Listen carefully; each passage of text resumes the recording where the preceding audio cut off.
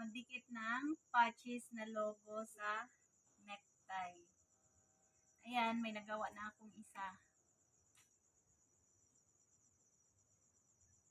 Success. Pero parang balikog. Gupitin ko muna siya. Gupitin ko muna ng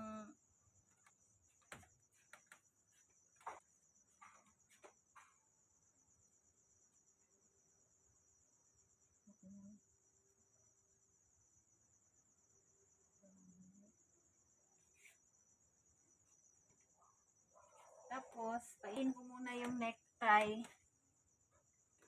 Painitin ko muna ng plancha. Pagkatapos, didikit ko na to logo.